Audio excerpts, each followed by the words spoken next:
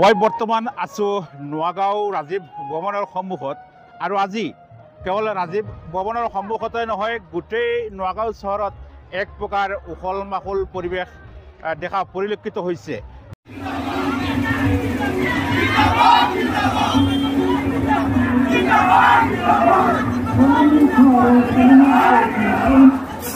এইবাৰ নোয়াগাঁও লোকসভা সমষ্টিৰ পৰা 3গৰাকীকৈ শক্তিশালী প্ৰাৰ্থীয়ে প্ৰতিদ্বন্দ্বিতা কৰি আছে।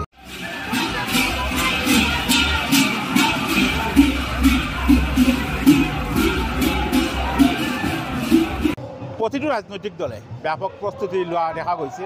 আজি আমি আহিছোঁ নোয়াগাঁও ৰাজীৱ ভৱনত আৰু ইয়াতেই সাংসদ তথা নোয়াগাঁও লোকসভা সমষ্টিৰ কংগ্ৰেছ দলৰ মনোনীত প্ৰাৰ্থী প্ৰদ্যুৎ বৰদলৈ ডাঙৰীয়াই তেওঁৰ মনোনয়ন পত্ৰ আজি দাখিল কৰিব দেখা গৈছে। যথেষ্ট মানুহ আজি সমাবেত হৈছে।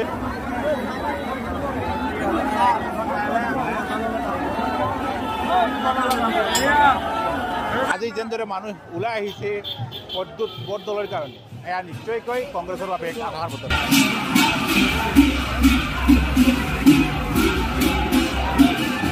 ইতিমধ্যে মোৰ পিছফালে আপোনালোকে দেখিবলৈ পাইছে যে বিভিন্ন ঠাইৰ পৰা প্ৰদ্যুৎ বৰদলৈৰ সমৰ্থকসকল আহি একবাৰে বৰি পৰিছে আৰু গোটেই ৰাজীৱ ভৱনৰ সন্মুখত ক'বলৈ গ'লে গোটেই নোয়াগাঁৱতে আজি এক প্ৰকাৰ উখল মাখল আনন্দৰ পৰিৱেশ সৃষ্টি হৈছে। যিগৰাকী প্ৰদ্যুৎ বৰদলৈয়ে এইবাৰ নোয়াগাঁও লোকসভা সমষ্টিৰ পৰা তেওঁ নিৰ্বাচন খেলাৰ সিদ্ধান্ত গ্ৰহণ কৰিছে, সেইগৰাকী প্ৰদ্যুৎ বৰদলৈ কোনো সাধাৰণ ব্যক্তি নহয় বা কোনো এলাপেচা নেতা নহয়।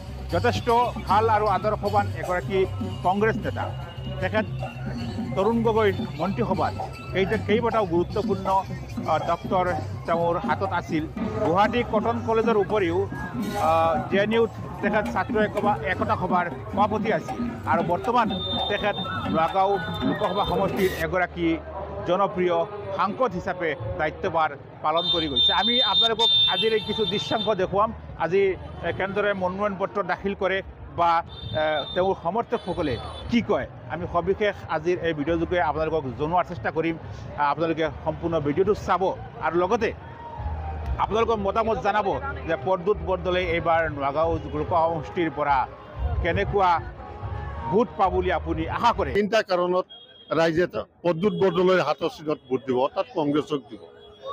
লুণ্ঠন, শোষণ আৰু দৰ্শন, এই 3টাৰ বিৰুদ্ধে ৰাইজে ভোট দিবলৈ সাজু হৈছে। ৰাইজ মূল যুঁজটো নাইয়ে তেওঁৰ লগত মোৰ মানে আজিৰ দেখা হিচাপে, তথাপিও যদি হয় তেনেহ'লে ইউপিএফৰ লগতে হ'ব পাৰে, বিজেপিৰ লগতো কোনো যুঁজৰ প্ৰশ্নই নহয়। অহা 26 এপ্ৰিল দ্বিতীয় পৰ্যায়ৰ নিৰ্বাচন অনুষ্ঠিত হ'ব আৰু সেই নিৰ্বাচনৰ কাৰণে আজি নোয়াগাঁও লোকসভা সমষ্টিৰ কংগ্ৰেছ দলৰ মনোনীত প্ৰাৰ্থী শ্ৰীযুত প্ৰদ্যুৎ বৰদলৈ ডাঙৰীয়াই আজি মনোনয়ন পত্ৰ দাখিল কৰিব।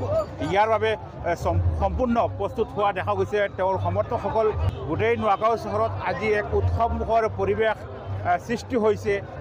প্ৰদ্যুৎ বৰদলৈ এই মনোনয়ন পত্ৰ দাখিল কৰাক লৈ আমি আপোনালোকক নোয়াগাঁও ৰাজীৱ ভৱনৰ কিছু সামগ্ৰিক পৰিৱেশ দেখুৱাম, কেনেকুৱা আজি পৰিৱেশ সৃষ্টি হৈছে ৰাজীৱ ভৱনত। মই কেমেৰা পাৰ্চনক অনুৰোধ জনাম ৰাজীৱ ভৱনৰ কিছু পৰিৱেশ দেখুৱাৰ কাৰণে। এয়া হ'ল নোয়াগাঁও ৰাজীৱ ভৱনৰ সামগ্ৰিক পৰিৱেশ।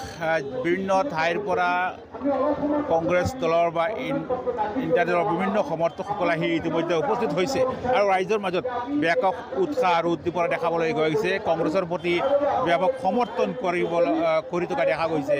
ৰাইজে যথেষ্ট ভাল পাইছে প্ৰদ্যুৎ বৰদলৈ নোয়াগাঁও লোকসভা সমষ্টিৰ পৰা খেলাৰ কাৰণে আৰু মই ভাবোঁ আজিৰ এই যিটো লক্ষণ এয়া কংগ্ৰেছ দলৰ বাবে অত্যন্ত এটি ভাল আৰু এটি শুভ লক্ষণ, কিয়নো আজি স্বতঃস্ফূৰ্তভাৱে যথেষ্ট ৰাইজ ওলাই আহিছে প্ৰদ্যুৎ বৰদলৈৰ এই মনোনয়ন পত্ৰ দাখিল কৰাত সহযোগ কৰাৰ কাৰণে।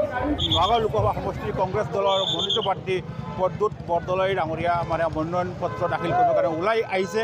আমি তেখেতক ওলাই অহাৰ দৃশ্য আপোনালোকৰ লগত দেখুৱাই আছোঁ আৰু চেষ্টা কৰিম পাৰিলে তেওঁৰ লগত কিছু ভাৱ বিনিময় কৰিম, তেওঁৰ লগত কথা পাতিম বা তেওঁৰ মনৰ কথা জানিব খুজিম। আৰু ইয়াত আজি এক ব্যতিক্ৰম পৰিৱেশ আমি দেখিবলৈ পাইছোঁ, এক উৎসৱমুখৰ পৰিৱেশ। কেৱল ইয়াতে নহয়, গোটেই নগাঁও চহৰতে আজি এক উৎসৱমুখৰ পৰিৱেশ দেখা পৰিলক্ষিত হৈছে। আপোনালোকে নিশ্চয় জানে, অহা 26 এপ্ৰিল তাৰিখে নগাঁও লোকসভা সমষ্টিৰ সাধাৰণ নিৰ্বাচন অনুষ্ঠিত হ'ব আৰু সেই নিৰ্বাচনত প্ৰতিদ্বন্দ্বিতা কৰিব যোৱাবাৰৰ সাংসদ প্ৰদ্যুৎ বৰদলৈ ডাঙৰীয়াই। তেখেত ইতিমধ্যে ওলাই আহিছে বন্ধন পত্ৰ দাখিল কৰিবৰ কাৰণে। যথেষ্ট তেখেতৰ সমৰ্থক কংগ্ৰেছ দলৰ মানুহ বিভিন্ন ঠাইৰ পৰা আহিছে। ইয়াত লগতে ভূপেন বৰা ডাঙৰীয়াও আছে, ৰকিবুল হুছেইন ডাঙৰীয়াও আহি উপস্থিত হৈছে, অখিল গগৈ আহি উপস্থিত হ'ব।